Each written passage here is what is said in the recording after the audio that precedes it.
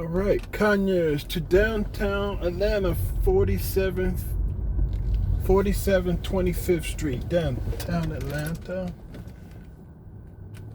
Here we go.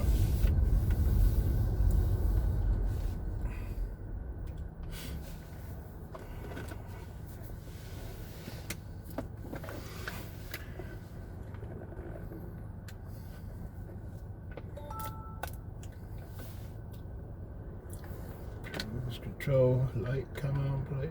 Thank you.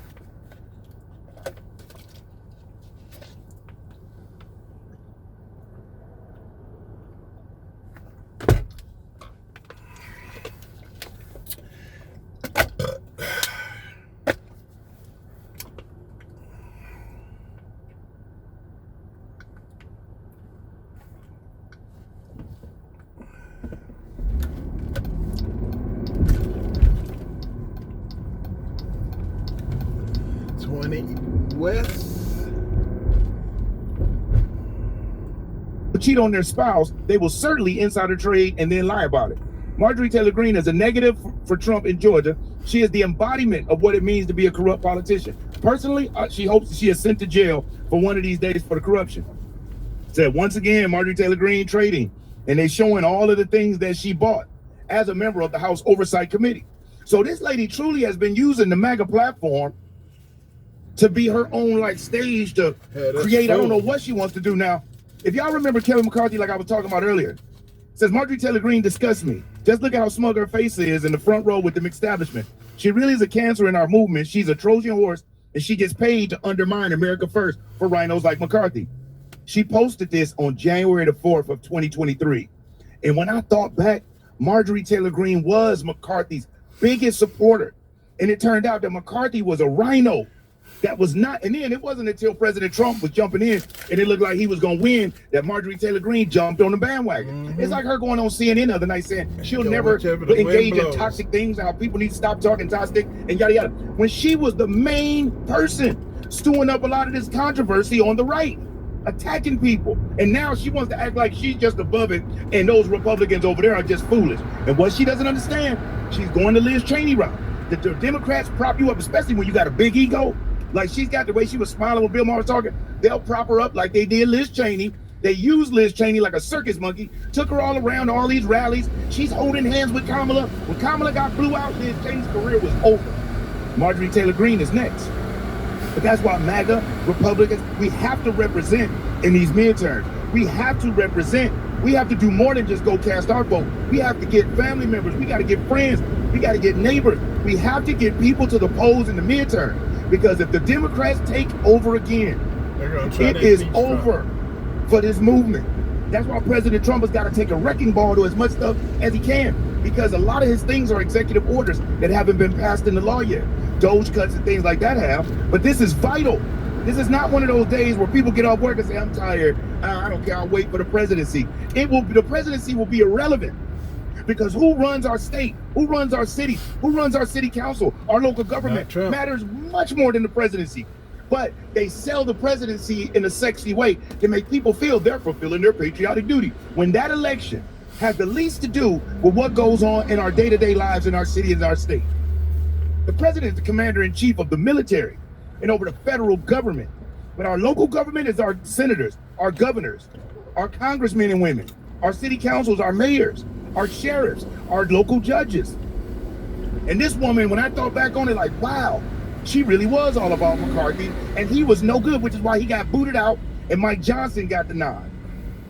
Says Laura Loomer is still triggered by Marjorie Taylor Greene. The latest conspiracy theory, Marjorie Taylor Greene is a Democrat mole in the GOP. And this person laughed, and this is from September the 12th, 2024. She laughed. She says, why is Marjorie Taylor Greene working with Democrats to attack Trump allies 50 days out from the election? It's time for people to come to terms with the fact that this woman is not who she pretends to be. Marjorie Taylor Greene is the most miserable lying bee in Congress, and we need to inform more MAGA patriots of how treacherous this woman is. Why did Marjorie Taylor Greene team up with MSNBC and the rest of the left-wing media to demonize only journalists who is exposing the wrongdoings of Judge Merchan and his daughter? Have you ever noticed You never see Marjorie Taylor Greene speak out against the lawfare against Trump anymore. And this was September the 12th, 2024. And she's right. It's almost like, and one thing you learn about this politics game, when you look at the Epsteins and all this, when they catch somebody doing something and they get their hooks in them, they'll make them dance to whatever song they want them to. And for Marjorie Taylor Greene to do such an about face, especially over the president not endorsing her for senator when it shows she would have lost in a landslide, he was saving her, if anything. So you telling me that made her flip and do a complete 180? Nah, I think it's more to the story. And just like with the Epstein files, this is what she wanted. Now she looks stupid because you went out and you risked your career and you turned your back on MAGA and the Republicans, people that supported you. And for what? So you can get a pat on the back by the Democrats who are going to throw you in the trash. They don't like you. The Democrats use the enemy of my enemy is my friend. So they're only loving you right now because you don't like Trump. Just like they started loving Epstein because they saw an email where he said Trump was a bad guy. So all of a sudden they love PDF files. This is crazy, y'all. This is nuts. Now, I didn't know this, but the House Freedom Caucus discussed removing Marjorie Taylor Greene from her support, removing her from the caucus for her support of Kevin McCarthy and her constant efforts to undermine America First reps in Congress. Politico, House Freedom Caucus faces an internal purge push. At least two hardliners have discussed trying to boot members who no longer meet the group's standards, according to 3 Republicans with knowledge of the talks. So this isn't even anything new. January 24, 2023, it says the House Freedom Caucus members suggesting a purge are signaling that one target of any ejection push is Rep. Marjorie Taylor Greene. They've been seeing it. And this is Politico reporting this, a left-wing publication. Y'all, we've been duped. We were hoodwinked. Now check this one out. Bust out the popcorn for a good old-fashioned MAGA fight. Laura Loomer is going after MTG. She says Marjorie Taylor Greene is an anti-Semite and is calling her out for her affair. Now that's true too. Marjorie Taylor Greene has been attacking Israel left and right, going crazy. All of a sudden she can't stand Israel, but she likes Muslims. Just like 1 minute she was saying, let's get the illegals out. Now she thinks illegals should be allowed to stay. This post is from September 11th, 2024. But let's look at what it says. Once again, Marjorie Taylor Greene, who was extremely jealous and vindictive over the fact that she wasn't successful in turning Donald Trump against me.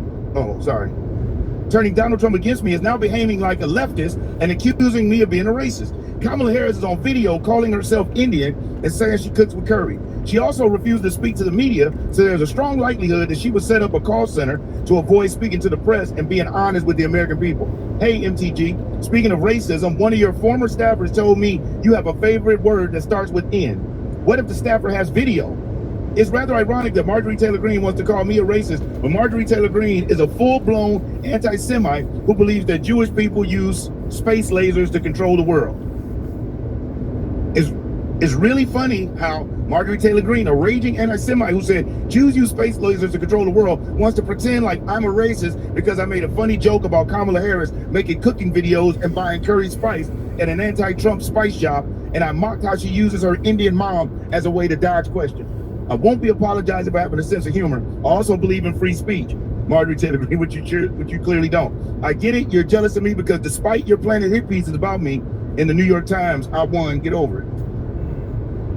Remember when you destroyed your family so you could have sex with a Zangief cosplayer? Tell me again how you and the Arby's in your pants are representatives of the GOP. You couldn't even run your own family. Don't tell me how to run my free speech. Exclusive. Embattled QAnon Congresswoman Marjorie Taylor Greene openly cheated on her husband of 25 years with a polyamorous tranny sex guru and then moved on to another affair with the manager of the gym. And that's the man right there. Wow. I hope anyone is successful in removing Marjorie Taylor Greene from office, Republican or Democrat. DM me for free oppo on Marjorie Taylor Greene. I'll give it to any of her opponents for free because Laura Loomer is an investigative journalist. So she does the digging. This is appalling, extremely racist, does not represent who we are as Republicans or MAGA. This does not represent President Trump. This type of behavior should not be tolerated. Laura Loomer should take this down. And this is where she put up about Kamala Harris and Curry and Marjorie Taylor Greene taking offense at that. But listen, I just wanted to bring you that information because this thing is nuts. The more I'm digging into it, the more I'm realizing. And when you're listening to Marjorie Taylor Greene speak, you're seeing her over there on The View, on CNN, MSNBC. You're seeing her on Bill Maher. If there's any more questions about whether this woman is a rhino or a Democrat plant, they're over. Whenever you want to think about something, just remember this picture. This is the Marjorie Taylor Greene that we didn't know existed. This is the Marjorie Taylor Greene that's been acting and charading as if she was MAGA and America first, when really she's MTG first. And remember what I've said, her motto seems to be, if I can't run it, I'll wreck it. If I can't run it, I'll wreck it. So allegedly, Marjorie Taylor Greene is a Democrat shield, Democrat mole, a fake MAGA Republican who did what she needed to do to get that congressional seat, thought President Trump was going to kiss her butt and give her all this support again, in it for her, thought she was about to go to the Senate. So what, she can get up in the Senate and be an even bigger mole and a bigger problem? I'm so happy President Trump didn't endorse her. And as a matter of fact, President Trump has something to say about it. I can't get away with that. It says, I am withdrawing my support and endorsement of Congresswoman Marjorie Taylor Greene in the great state of Georgia. Over the past few weeks, despite my creating record achievements for our country, including a total and complete victory on the shutdown, closed borders, low taxes, no men and women's sports or transgender for everyone, ending DEI, stopping Biden's record-setting inflation, biggest regulation cuts in history, stopping 8 wars, rebuilding our military, being respected by every country in the world, as opposed to being a laughingstock that we were just 12 months ago, having trillions of dollars invested in the USA, and having created the hottest country anywhere in the world from being a dead country just 12 months ago, and so much more. All I see wacky Marjorie do is complain, complain, complain. It seemed to all begin when I sent her a poll stating that she should not run for senator or governor. She was at 12%. Wow. And didn't have a chance unless, of course, she had my endorsement, which she wasn't about to get. She has told many people that she is upset that I don't return her phone calls anymore, but with 219 congressmen and women, 53 U.S. senators, 24 cabinet members in almost 200 countries, and an otherwise normal life to lead, I can't take a ranting lunatic's call every day.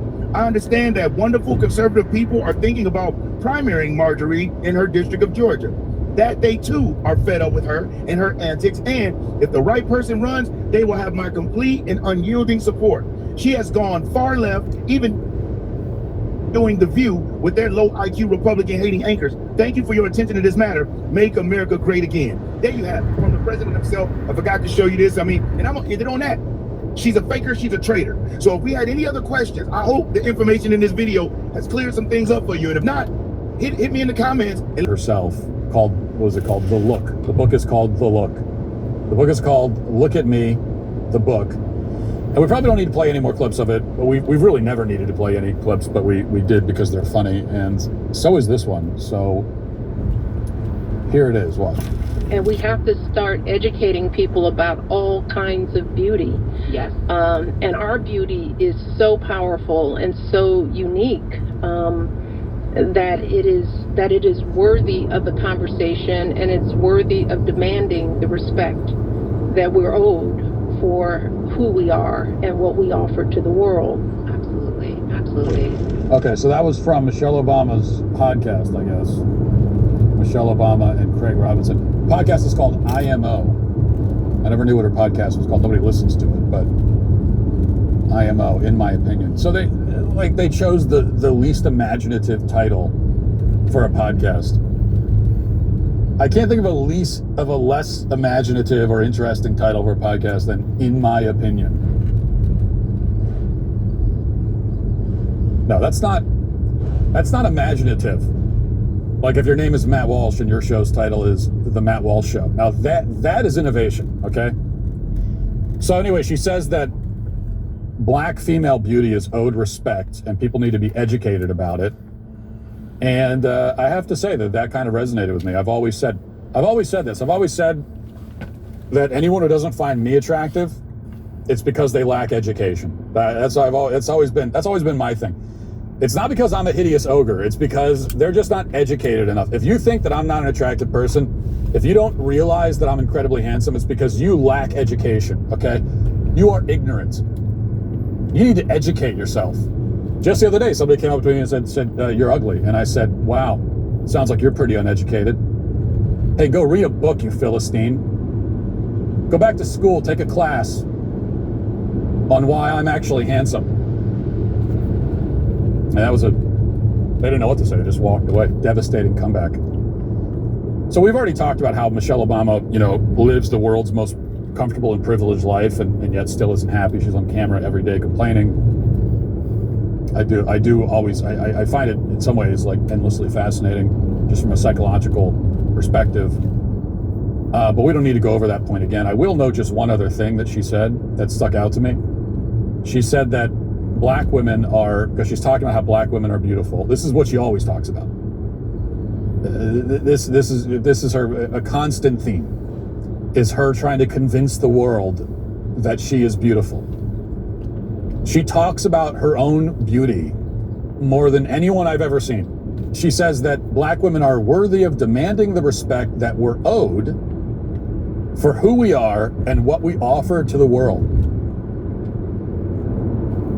What is it that you offer to the world exactly, Michelle? What are you offering? Yeah, she's beautiful. I didn't quite get that. The look? You're offering your look? Your stunning outfits? Is that what you're offering? And I will say, this is a lesson for all of us, that Michelle is an instructive example, I think, of this, which is that those who demand respect never get respect. And this is really Michelle's problem, is that she's got a lot of problems. This is one of them. She's going around constantly demanding respect everywhere she goes, ever since she's been on the public stage. Always goes back to the two things she talks about, that she's beautiful, and we're all supposed to maintain a polite, straight face while she says that, and that she deserves respect. She's demanding respect. You will respect me. But this is exactly her problem, because that just makes people respect you less. It's a life lesson for all of us. Contrary to what Michelle says, do not demand respect. You should not be demanding respect. That's the last thing you should. If you want to be respected, the last thing you should do is demand it. Okay, you shouldn't be demanding respect. You should be commanding respect. Command, don't demand. Demanding respect is weak, because it means you walk into a room, you're on the defense, you're insisting from a position of weakness. You're saying, hey, everybody, respect me. I deserve it. I'm a beautiful black woman and I deserve it. You should respect me. It's pitiful, it's weak, it's needy, and nobody respects that. But commanding respect means you walk into a room and you don't need to make any demands. You don't need to ask for or insist on respect. You command it through the way that you carry yourself, through the way that you conduct yourself, your general sort of presence, your aura. That's commanding respect. Be a competent, authoritative, self-assured, intelligent, honest person, and you will command respect. This is crucially important with parenting also, not to get too sidetracked. This is a problem that many parents face. When you see these parents that have lost total control over their kids, and they're in the supermarket or wherever, they're at a restaurant, they're annoying everybody, kids out of control, and they're like begging their child to behave, and a lot of parents, they fluctuate wildly between begging, bribing, making promises, negotiating, and then also demanding, threatening. Like, there's just all over the place. They've lost total control of themselves, and so their child's out of control. Your child's out of control because you're out of control. Okay, and ultimately for kids, when they're freaking out, especially at a young age, a lot of this is they're confused, they don't really know what's going on, and then they look to you and you're projecting confusion and helplessness. Do you guys have warrants? Yes, you do. Yes, you do need a You warrant. actually need a warrant. It's the Fourth Amendment.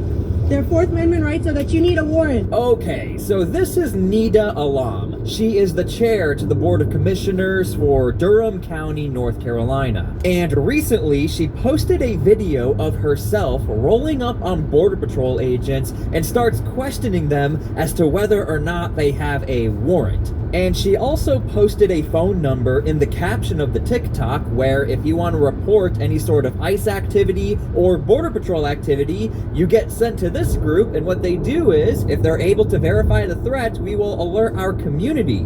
Basically, this is the type of stuff we've seen Homeland Security trying to crack down on. And just so you guys know, this commissioner is not hiding anything. She went on to the local news to talk about what's going on in her area of North Carolina and verifying that was her video. So before we start all of this, make sure to please like the video. It's the #1 way you guys are helping this channel, and it also helps others see the videos as well. And I think people want to see what the heck is going on in Durham County, North Carolina. Hi, do you have a warrant?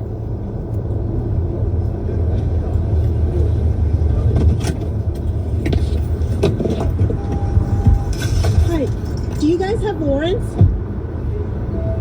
Yes, you do. Yes, you do need a You warrant. actually need a warrant. It's the Fourth Amendment. They're Fourth Amendment rights, so that you need a warrant.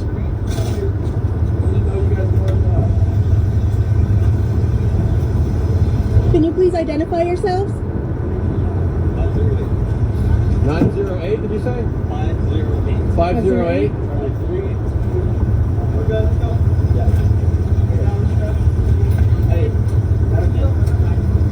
Okay, so I think by now the mass majority of America who watches these videos knows you don't need a warrant if operating in public.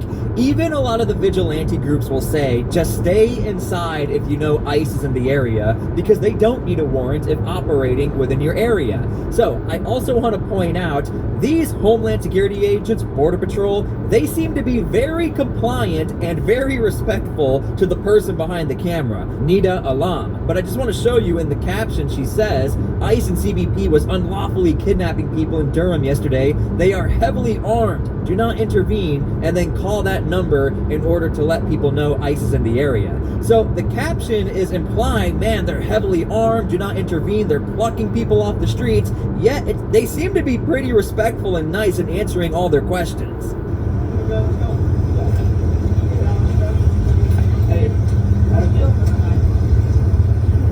Can you share why you're picking them up? They're in the country legally. Do you have a warrant? Signed by a judge? You don't need a warrant. Yes, you need do. a, you need a You No, do not you need need a a warrant. That's warrant. bullshit. Fourth Amendment says you need a warrant. You need a probable warrant? cause. Immigration, that's no. Naturalization. That's not true. That is wrong. Okay, for your education, let me show you why you keep hearing, where's the warrant, the Fourth Amendment. It's because of this, searches beyond the border. Under the border search exception, federal officers may generally conduct routine warrantless searches of person and items entering the United States without reasonable suspicion or probable cause of unlawful activity. However, stops and searches conducted in areas farther from the border may require at least heightened suspicion or probable cause of unlawful activity to withstand Fourth Amendment scrutiny. We've talked about this before, but when Border Patrol operates inside of this 100-mile border zone, they have a lot more leeway as far as conducting their investigations to see whether or not you are an illegal immigrant. Well, now that Operation Charlotte's Web is operating outside of the 100-mile border zone, basically Border Patrol has to be a lot more careful and a lot more precise when it comes to probable cause and when it comes to arresting you for the probable cause, which is why you're going to keep hearing, where's your warrant, Fourth Amendment, you guys are breaking the Fourth Amendment, but Border Patrol still has the proper jurisdiction to operate where they're operating. They just have a lot less leeway when it comes to their investigations and their probable cause and how they conduct themselves, which is why this entire operation from the very beginning, Border Patrol and Homeland Security said they want to focus on targeted operations. They want to focus on operations where they already had investigations going. Now they're just executing the actual operation to arrest the illegal immigrants. You want me to take your name? Hey. ¿Cómo se llama? Watch out. Otherwise, Yo puedo notificar a tu gente.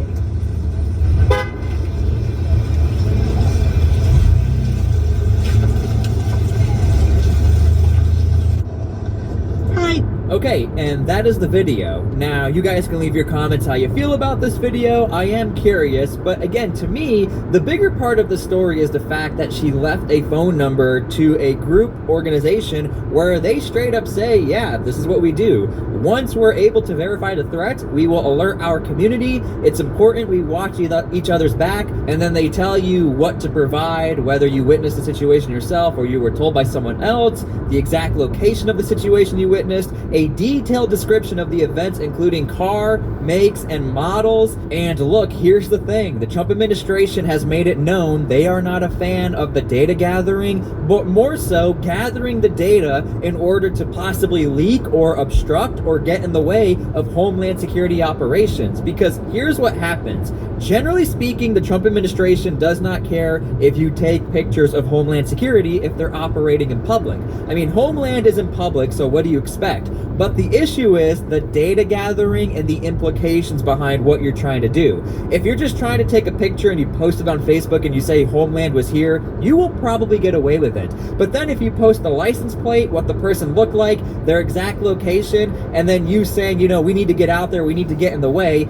that's where you cross the line. It's the implication behind the act in which the Trump administration has a huge issue with, and we are seeing the crackdown on groups just like this, especially over in Los Angeles. And by the way, before we continue, make sure to please subscribe to my channel so I can keep you up to date with stories just like this. We have been paying close attention to Operation Charlotte's Web, but we also pay close attention to all of the other operations going down in the United States. Thank you guys so much. Make sure to please subscribe.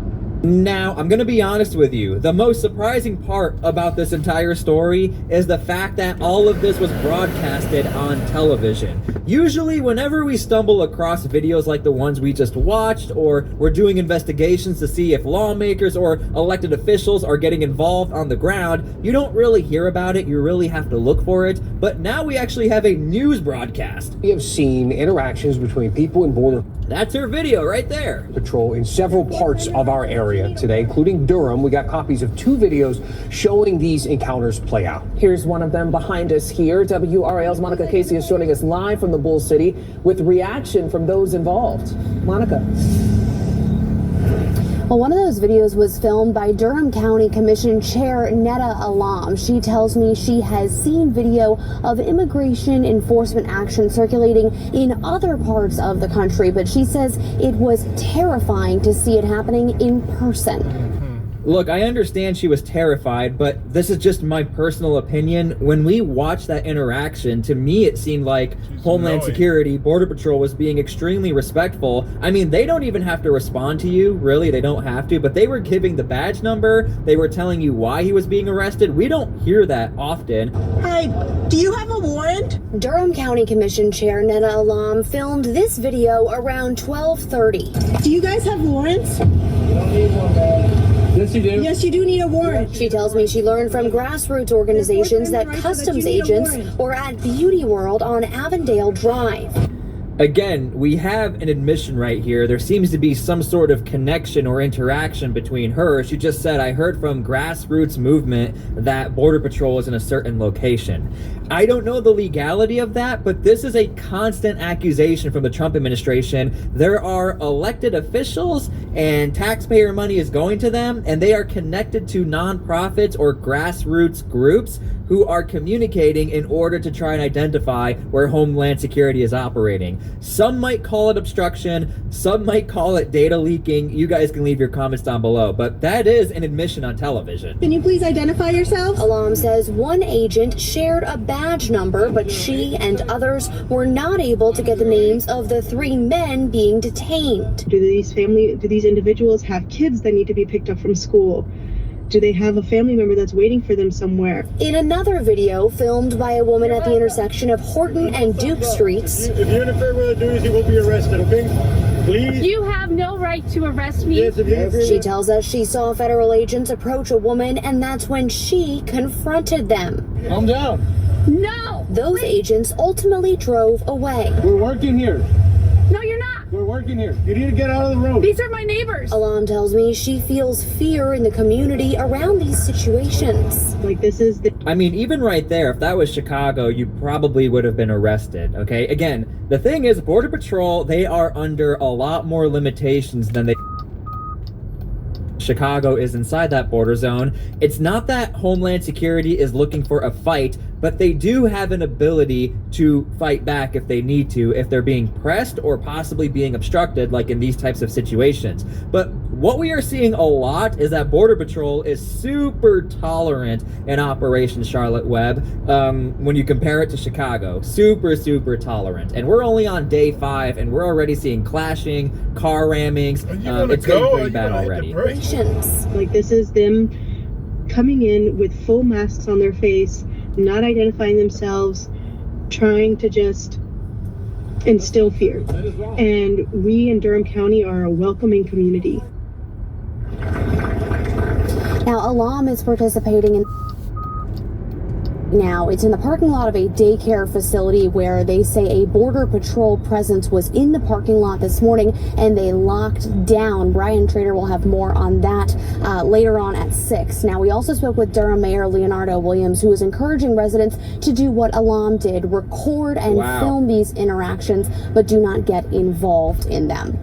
And that's what happens. I mean, you get into that gray area. We saw it over in Illinois when mayors and lawmakers tell you to get involved, and the governor of Illinois, you better hope they're going to be next to you standing side by side in the courts if you do get involved and you're like, well, I didn't think I was involved. You have to be super, super careful. I'm glad there's a little disclaimer there that if you do film, don't get involved, but that's going to be up to the self-interpretation. So I'm really wondering how this is all going to play out since the mayor gave the green light to pretty much film all these interactions with Homeland Security. Now, while we're here, I've never seen anything like this, leaking the information of drone activity supposedly belonging to Border Patrol. Now, we do know that Border Patrol, they do utilize drones in Operation Charlotte's Web. I mean, they've literally posted pictures of themselves flying drones, but I do want to show you this video. I thought you'd find it rather interesting. The other cities that everybody had been reporting, all of the smaller cities like Asheboro, again, Hickory, Lincolnton, Boone, Asheville have now been added to the list. Are important to know, again, so we can hold our city officials accountable. And also, let's think back to our governor's message. Our governor's message clearly stated that if we were to see any wrongdoing on behalf of ICE or Customs and Border Protection, aka illegal kidnappings without warrants and things like that, we're going to call our local police offices. Well, going to be kind of hard to do if some of them are working with these agencies that are blatantly violating our rights. So we saw the same exact thing as we progressed through Operation Midway Blitz in Chicago, where you had like TikTokers, social media people, vigilante groups who started to put pressure on local elected officials, and then we started to see local elected officials start to leak information of Homeland Security officers and where they're operating, policies, state policies to try and pressure Homeland Security to not do certain things, such as operate in the court spaces or not operating within city limits. So again, we're seeing the same exact pattern as we get through Operation Charlotte's Web. This is happening a lot faster though, a lot faster. We'll keep that in mind. Another thing to keep in mind, I've now gotten more and more reports that they are using drones all over the state of North Carolina. Now, this has sparked me to do some looking. Today I'm going to do some looking into airspace law. This is a thing. And I want to see what rights we may or may not have regarding airspace, especially in the privacy, like, of our own private property. Hello? Are y'all not concerned about that? Again, Republican or Democrat, I feel like our privacy is something that's a concern for everybody. I'm concerned, regardless of what it's being used for, why government drones are flying all over my personal private property. Anyways, Lastly, a lot of people are asking me about protests and things. It's really hard to keep up because they are moving all throughout. Okay, so this is a very interesting observation. And as far as protesting, obstructing, trying to get in the way of Homeland Security, it is very difficult to keep track of Homeland Security in North Carolina. Unlike in a Los Angeles, unlike in a Chicago, when you're in a metropolitan area, it's a lot easier to organize or to pass out those whistles to let everyone know that ICE, Border Patrol is in the area. Very difficult in Charlotte alone, very difficult for the entirety of the operation, because the major areas where Border Patrol is operating within North Carolina, they're all about an hour away. So imagine you call this activist group, hey, ICE is here, they show up. By the time the activist group shows up, they're probably already gone, because these operations are conducted very fast. So this is why we're not seeing too much clashing as far as with the signs and group protesting. It is happening, but we're not seeing it on the level like the Broadview ICE facility or the Portland ICE facility. We're not seeing that because it's a very... The Devil in a Suit. The story begins on a summer night in 1966 when Gladys Knight signed the contract that would haunt her forever. On the paper bearing the Motown logo, Berry Gordy's name appeared right below the words, Executive Chairman. For most black singers of that era, signing with Motown was a dream come true, but for Gladys, it was the doorway to a golden prison. Gordy discovered her after a show in Detroit. He approached, shook her hand, and smiled coldly. You have the voice of an angel, but to survive in this world, you must learn to sing for the devil. From that day on, Gladys's life was tied to the man in the tailored suit, always smelling of expensive cologne, his eyes sharp enough to make anyone look down. At first, Motown made her believe she was about to reach glory, but within months, she realized her place in the system. Gordy forced the Pips to perform 7 nights a week, traveling endlessly across states. They sang until exhaustion while their pay was cut, under the excuse of a promotion fund. Whenever Gladys asked for rest time or proposed a new song, Gordy's only reply was silence and contempt. In August 1968, during a meeting at Motown headquarters on West Grand Boulevard, Gladys entered the room holding a demo of I Heard It Through the Grapevine. She believed it would be the song to make her legendary. But Gordy, cold as ice, declared that the song would go to Marvin Gaye. 3 months later, Marvin's version topped the Billboard chart for 7 consecutive weeks. Gladys's recording, meanwhile, was locked away in Motown's vaults, never officially released. On the morning of December 10, 1968, Gladys received a bouquet of white roses at the studio. No card, just a single line written in red ink. Thank you for contributing to Motown's success. She threw the flowers to the floor, tears falling onto the tiles. She never forgot that day, the day she realized that in Berry Gordy's world, the winners were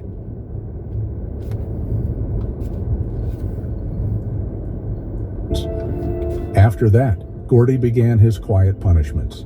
He forced the Pips to open shows for Diana Ross, even though audiences came for Gladys.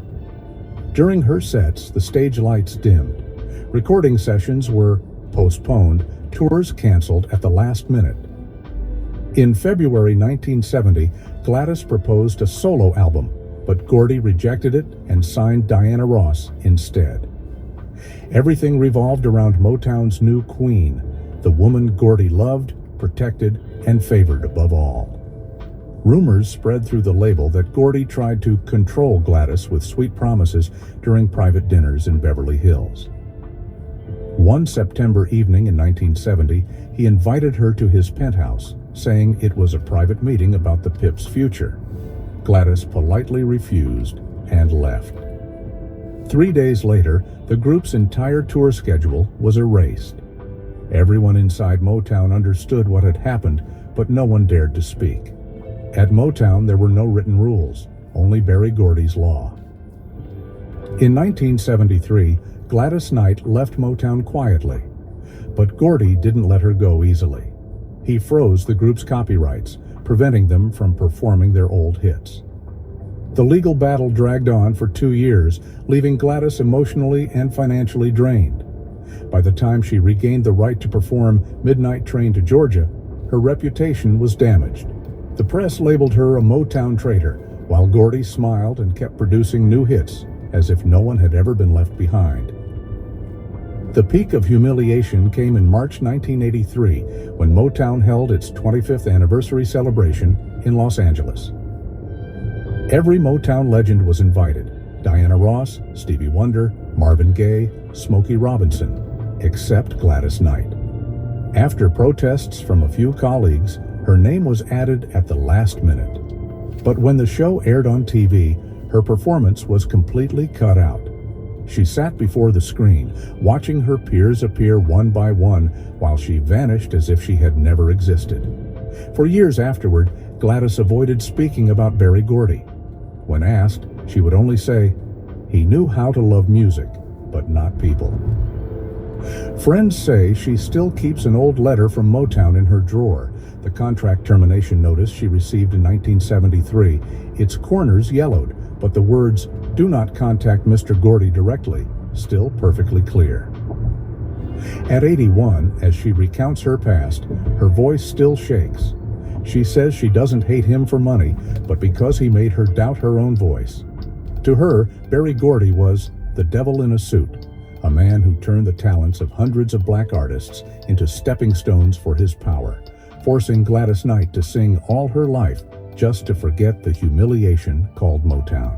Ever since that year, every time the stage lights shine, Gladys remembers that winter night of 1968, the night Berry Gordy stole her song, her dream, and her belief that music could save the human soul. 2.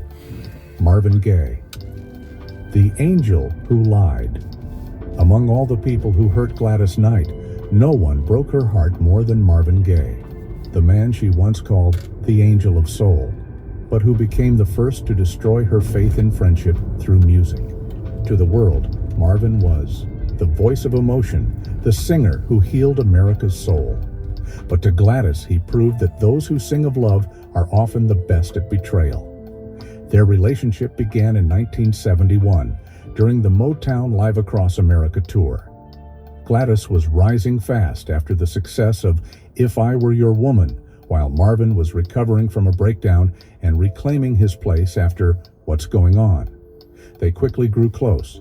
Gladys called him Big Brother, and Marvin would joke, "We're two halves of one soul."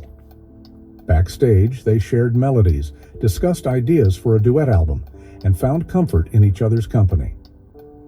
According to musicians on the tour, one night in July 1971 in Chicago, Gladys gave Marvin a demo of a song she had written while traveling between cities. The song was called I'll Be There When You Cry, a tender soul piece about forgiveness.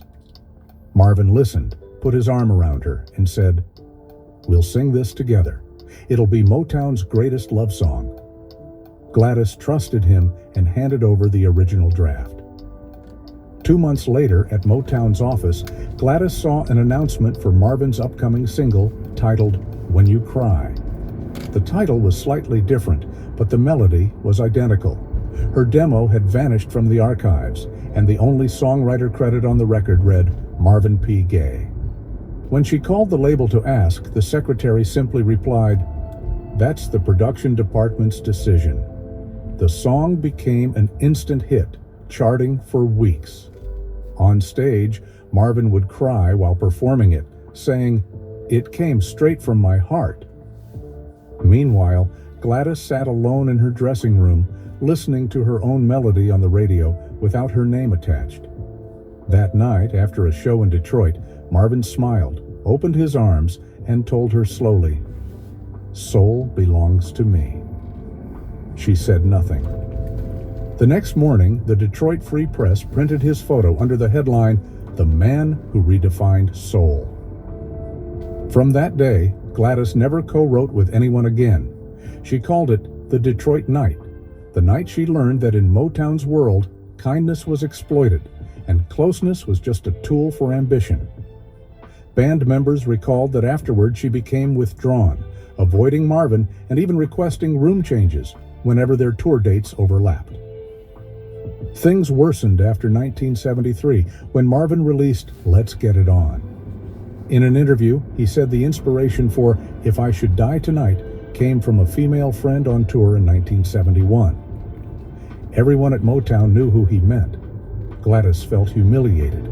The press began spreading rumors about their relationship, while Detroit tabloids hinted that Gladys Knight was Marvin Gaye's secret muse. She stayed silent, but that silence became her burden. When Marvin was shot dead on April 1st, 1984, Gladys did not attend the funeral. In an interview later, when asked why, she said, "I cried for him long ago. I didn't need to wait until he died." Many saw the remark as cruel, but those who lived through the Motown years understood. It was the voice of someone deeply betrayed. Marvin Gaye is celebrated worldwide as the spirit of soul music. But to Gladys Knight, he was the angel who lied, the man who preached love through song while stealing the trust of others in life. Whenever she hears his voice on the radio, she still admits it's beautiful beyond words, yet painfully so, because it reminds her that even angels can betray. And sometimes the sweetest lies are sung with the most perfect voice. 3. Curtis Mayfield, the prophet who used me. Some wounds aren't caused by betrayal in its rawest form, but by faith being exploited. For Gladys Knight, Curtis Mayfield was the one who taught her that painful lesson. He was the symbol of socially conscious soul, the prophet of black music, a man whose songs spoke of hope, justice, and faith. Yet behind the glasses, the calm voice and the Bible quotes in every interview was a man of deep calculation, a man who knew how to use ideals to make others kneel. In 1974, after Gladys left Motown and fell into a career crisis, Curtis Mayfield was the first to extend a helping hand. He called her from Chicago, saying he was working on the soundtrack for Claudine, a project meant to redefine the image of black women in society. Gladys believed this was her chance to return, and more than that, a chance to work with the man she had admired for years. Curtis invited her to Curtom Records on South Michigan Avenue, promising, "Everything will be credited fairly." The sessions ran throughout October 1974, filled with creative energy. Gladys helped write lyrics for On and On, adjusted the melody of the chorus, and re-recorded it multiple times to perfect the emotion. She believed this was a shared creation, a fusion of two souls and two visions. When the song was finished, the whole team celebrated. Gladys signed a temporary co-writer acknowledgement. Curtis shook her hand, and everyone thought things had been settled fairly. But 3 weeks later, when Claudine, original soundtrack by Curtis Mayfield, was released, Gladys opened the first printed copy and froze. Under composer, there was only one name, Curtis Mayfield. Her name was gone, as if she had never existed. The album cover read, Curtis Mayfield featuring Gladys Knight, instead of Gladys Knight and Curtis Mayfield. To the public, she was just a hired voice for his project. The shock nearly broke her. In her personal diary, she wrote, "Dear God, I thought those who preached freedom were the ones who knew how to love, but they only loved the sound of their own voice." The song's success came like a flood. On and On climbed the Billboard charts, earned an Oscar nomination in 1975, and Curtis was hailed as the genius who resurrected soul. When reporters asked about the writing process, he only smiled and said, "Music comes from God, not from individuals."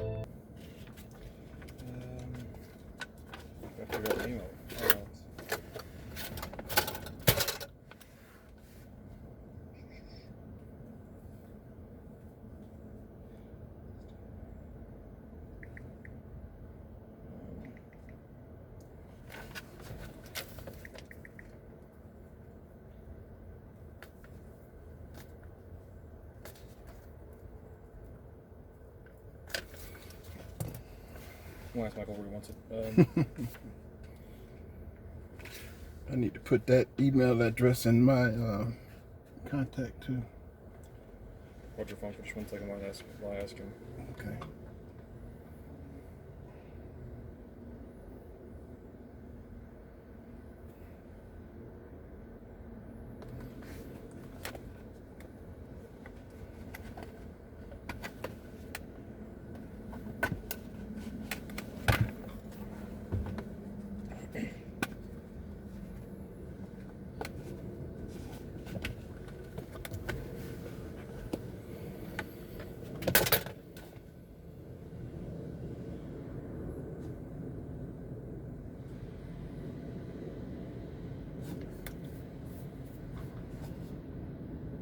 You can also text it to yourself. Yeah, but for billing purposes? or for like accounting purposes, they want it emailed. Oh, they want it emailed. I want to say it's stay BCA at BCA.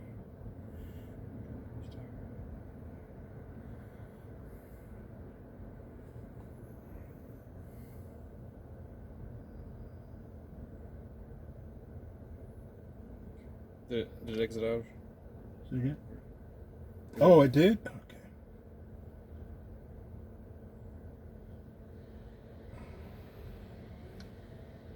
Every time no, didn't it? Yeah.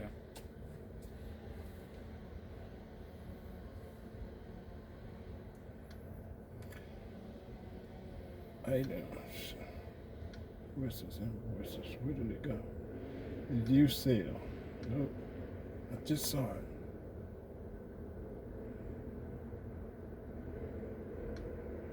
Nope.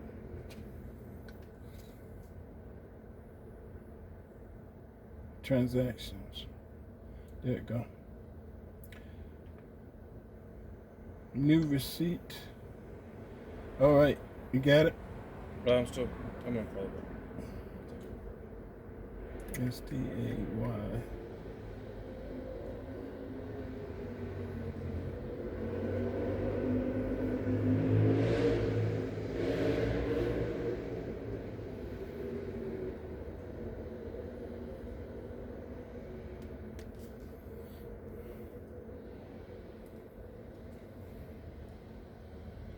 Hey, what's a good email to send? What email do I send the receipt to?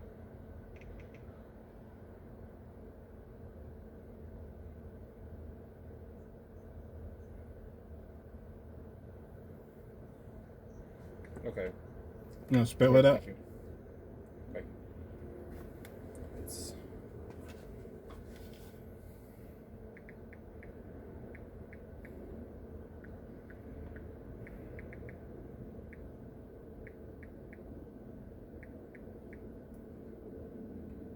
teambca@staybca.com. Sit. All right, All right, thank you so my much. friend, and this is your copy too. I appreciate you. All right, man. Take care. All right, you have a good day, sir. All right.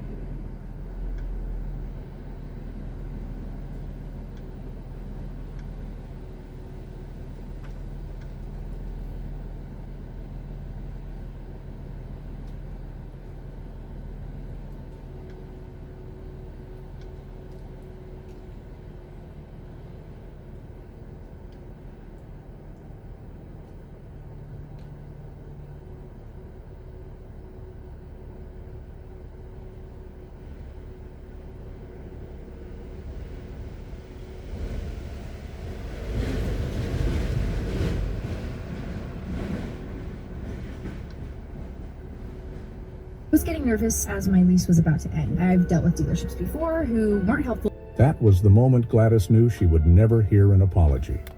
After that, Curtis Mayfield became the name Gladys hated in silence. She never publicly criticized him, but in interviews, whenever someone mentioned Claudine, her eyes would quietly turn away. Those close to her said that for years, Gladys never performed on and on stage, even though it was the song that marked her comeback. Every time the opening notes played, she would step out of the room, as if escaping her own pain. To her, that melody was no longer a hymn to love. It was the sound of betrayal, wrapped in the name of art. When Curtis Mayfield died in 1999, Gladys sent a wreath of white flowers. No card, no message. To those who didn't know, it looked like a gesture of respect. But to her, it was a way to close a dark chapter of her life. The chapter where a man who preached justice had stolen another's work and was still praised as a saint. In Gladys Knight's eyes, Curtis Mayfield was the thief disguised as a prophet. 4. James Brown, the God who needed worship. No one in Motown angered Gladys Knight more than James Brown. To the world, he was the godfather of soul, a symbol of power and of black pride in music. But to those who worked with him, James Brown wasn't a god. He was a tyrant wearing the robes of soul. In 1971, when Gladys and the Pips joined Brown's European tour, she saw the dark side of the soul empire for the first time. Brown ruled everything like a dictator. Each morning, he forced the band to rehearse marching formations and fined anyone who was late. For the female singers, he had an unspoken rule. They could only sing when he signaled. Gladys called it a nightmare wrapped in funk. On April 15, 1971, at the Paris Olympia, the audience gave Gladys the loudest applause of the night. When she finished I Don't Want to Do Wrong, the spotlight flared, and the cheers drowned out the MC's next announcement. From the wings, James Brown's eyes turned cold. When he took the stage, Gladys's microphone volume suddenly dropped by half. The band thought it was a technical glitch, until the sound engineer later revealed it was a direct order from Brown. A week later, when the tour reached London, Gladys's name disappeared from the promotional posters. The line, "Special Guest, Gladys Knight and the Pips," had been replaced with James Brown and the Famous Flames. No one explained. No one dared to ask. A crew member recalled seeing Gladys sitting alone backstage, holding the old poster, her eyes empty. The humiliation didn't end there. According to Polydor Records archives, Brown demanded that Gladys's performance be cut from the official concert film, citing artistic inconsistency. When the video was released in 1972, she was nowhere to be seen. To the public, she had never been part of that tour. Rumors spread that Brown felt threatened by Gladys's voice, her soft, emotional soul tone that could move people to tears, while his relied on dominance and force. One crew member said he couldn't stand a woman getting louder applause than him. And when power felt challenged, Brown chose destruction. Years later, when Brown was arrested in 1988 for assaulting his wife, Gladys commented briefly in an interview, "I'm not surprised. A man who needed the whole world to kneel eventually got shackled by his own hands." To Gladys, James Brown wasn't just arrogant. He was a reminder that in an industry where men were worshipped as gods, women were expected to bow. Every time she heard, "It's a man's world," she couldn't separate the song from the bitterness, because she had lived in that world where James Brown demanded worship and called a woman's silence loyalty. 5. Ever sue the driver who crashed into you? 5. Smokey Robinson. The smile that cut deepest. Smokey Robinson was the only man at Motown Gladys once considered a true friend. They began in the early 1960s, sharing dreams of music and black pride. He was gentle, soft-spoken, and known as the heart of Motown. But for Gladys, that smile was the sharpest knife. In 1968, Gladys recorded "It Should Have Been Me" at Hitsville, USA. She spent weeks perfecting it, believing it would put the Pips back at the top of the charts. But before her final mix could be released, Smokey, then Motown's creative director, quietly re-recorded the song, altered the arrangement, and released it first under the name Smokey Robinson and the Miracles. When Smokey's record dropped in November 1968, Gladys was on tour. She found out when fans shouted his name during her own concert in New York. She froze on stage, looking at Berry Gordy smiling and clapping in the front row. After the show, she went backstage and read the Billboard headline, "Smokey Robinson's new hit takes Motown higher." There was no explanation, no apology. Everyone inside Motown knew Smokey had used his position to release his version first, turning Gladys's recording into a canceled demo. Years later, a sound engineer confessed, "We were ordered to delete all of Gladys's original tracks from the vault. The official reason was technical maintenance." When asked about it years later, Smokey vaguely said, "Music flows. It doesn't belong to anyone." To Gladys, that line was unforgivable. In her 1970 diary, she wrote, "I once thought those who smile the most are the kindest, but sometimes they smile so you don't notice when they stab you from behind." From then on, she avoided all projects involving Smokey Robinson. When Motown planned a reunion concert in 1983, she refused to share the stage with him, even after a personal invitation from Berry Gordy. She told friends, "I can't stand next to the man who turned my song into his ticket to fame." To Gladys Knight, Smokey wasn't a loud enemy. He was betrayal disguised as kindness. And that was what terrified her, most because you never see it coming until the blood starts to flow. 6. Quincy Jones, the gatekeeper of silence. By the 1980s, Gladys Knight was a legend of more than 2 decades, but the music world had changed, and power no longer belonged to voices. It belonged to gatekeepers like Quincy Jones. To her, Quincy wasn't just a genius producer, he was the door between fame and oblivion, and that door slammed shut in her face. In 1985, the project We Are the World gathered over 40 of the world's biggest artists, promising to become the most powerful humanitarian anthem ever made. Gladys was invited early. Her name appeared on the official USA for Africa list. She prepared for weeks, picked her outfit, trained her voice, ready to sing for humanity. But when she arrived at A&M Recording Studios in Los Angeles on the morning of January 28, 1985, her seat was already taken by Dionne Warwick. Her manager asked why, and a production assistant replied coldly, "Quincy changed the lineup. Gladys's tone is too heavy for the mix." Not a single word from Quincy himself. No apology, no acknowledgement. She left the studio and sat in her car for hours. That night, when We Are the World aired, Gladys listened to every familiar voice: Michael Jackson, Lionel Richie, Stevie Wonder, Tina Turner. Everyone was there except her. In her 1997 memoir, she wrote, "I wasn't angry about being cut. I was angry that they made me believe I was wanted." Later, insiders revealed that Quincy thought her image was too tied to old-school Motown and didn't fit the new MTV era. He wanted a fresher lineup for a younger audience, and Gladys wasn't part of that vision. Rumors claimed that after she left, Quincy told the team, "Don't call her again. I need people who stay quiet when they're not chosen." To Gladys, Quincy Jones symbolized a world where talent wasn't enough anymore. A world where once celebrated artists were left outside simply because they no longer matched the aesthetic of power. After that, she never joined another superstar unity project again. Whenever she heard We Are the World, she smiled sadly. A song about humanity that began with exclusion. To Gladys Knight, Quincy Jones wasn't a personal enemy. He was the embodiment of the silence that power creates, the silence that erases even the greatest voices when they no longer fit the image the world wants to see. 7. Lionel Richie, the heir who erased the past. Lionel Richie was the face white America chose to replace an entire generation of soul.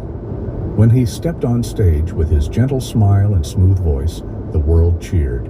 But artists like Gladys Knight only felt pain, because behind that softness was the deliberate erasure of everything they had built with blood, Dick's been using Rougiette Go tears, and faith.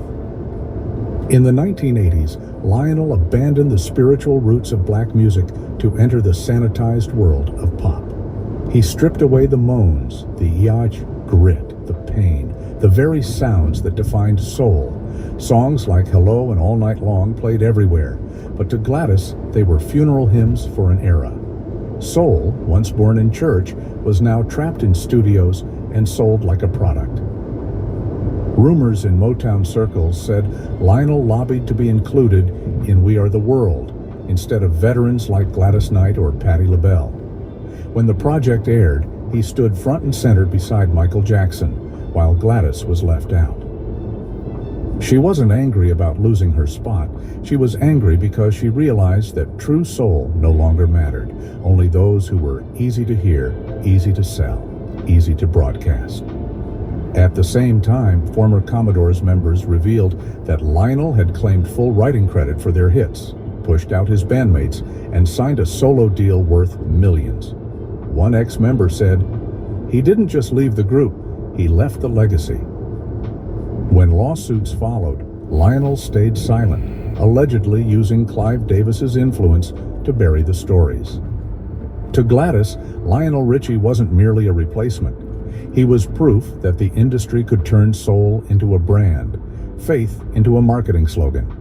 She called him the heir who was handed everything, not because he lacked talent, but because he represented the soul that had been bleached clean, stripped of pain in exchange for global spotlight. When she once heard "Say You, Say Me," she told her family, "I don't hate Lionel, I just hate the world that chose him to forget us." 8. Rick James, the profane child. Rick James was once Motown's new pride, but to Gladys Knight, he was a curse. She didn't just despise his vulgar songs, she despised how he turned rebellion into a weapon that destroyed everything her generation had built. In 1983, as funk dominated, Rick embodied raw lust. He told the press that soul was dead and sex was the new religion of music. When Gladys read that line, she knew her generation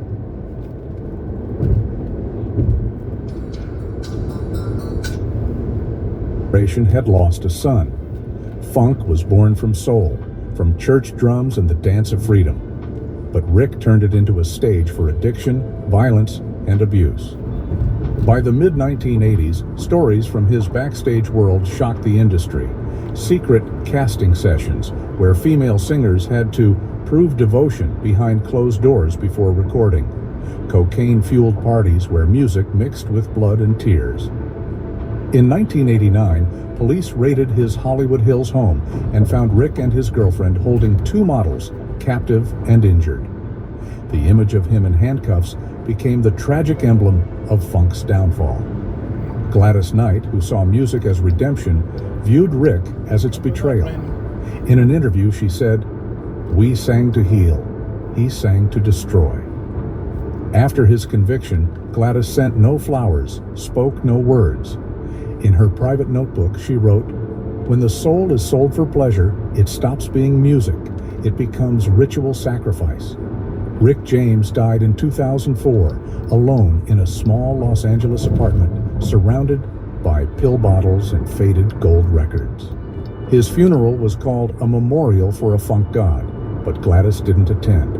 To her, he wasn't a god. He was the bastard child of soul, proof that power without faith only breeds demons in rhythm. 9. Jimmy Jam and Terry Lewis, the architects of a new sin. Gladys Knight once believed music was living emotion, but Jimmy Jam and Terry Lewis turned it into industry.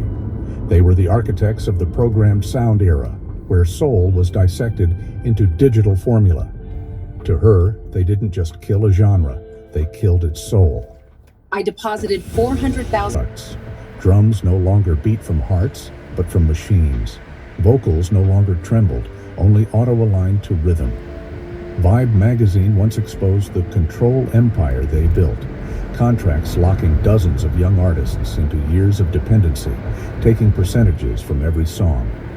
One anonymous singer said, "They make you believe you were chosen for your talent, then make you realize no one escapes their system." To Gladys, that was the worst sin, turning emotion into property. She once reached out to them in 1987 for collaboration, but was rejected flatly for having too classic a voice. A year later, they won multiple awards for Rhythm Nation, celebrated as modern soul.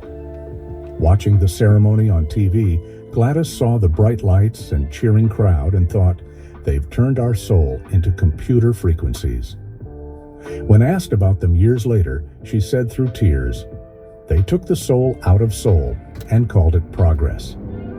To her, Jimmy Jam and Terry Lewis weren't just producers. They were the architects of a new sin, the men who made music stop feeling pain. And when music no longer feels pain, it can no longer love. 10. Stevie Wonder, the friend who forgot to see. Perhaps the strangest pain in Gladys Knight's life was having to hate the man she once believed was Motown's last light. Stevie Wonder, the blind genius with the purest heart, was the symbol of soul's innocence. But for Gladys, he became proof that even light can blind the one who carries it. In the 1970s, while Gladys struggled to survive Motown's political web, Stevie was the only one she thought could understand her spirit. They once sat together in a Detroit studio in 1973, recording unnamed demos, sharing faith, God, and the loneliness of fame. Stevie promised to write her a song, something that would help people believe in each other again. But months later, that song appeared on his album Inner Visions as All in Love is Fair, with no space for her voice. She said nothing until she heard it become a global hit, with liner notes thanking the friends who inspired me. The real wound came later. In 1977, at the American Music Awards, Gladys was nominated alongside Stevie. She stood backstage holding his hand, wishing him luck. When Stevie won, he said on stage, "Motown has only one soul, and it's me." The audience laughed and applauded. Gladys stood frozen. That night, she left early, leaving behind the plane ticket Stevie had gifted her. Behind the glow of kindness, Stevie had shadows few dared mention. In the 1980s, at the height of his fame, he was accused of running a favor circle inside Motown, where artists seeking his help had to meet personal conditions. Some younger singers claimed he only worked with those who gave him the right energy, a euphemism for favoritism. A 1987 Village Voice feature hinted that he controlled charity projects more for image than altruism. Gladys saw it all in silence. She still respected him publicly, but privately, bitterness remained. In her personal notes, she wrote, "Stevie may not see, but he's blind to the pain of others."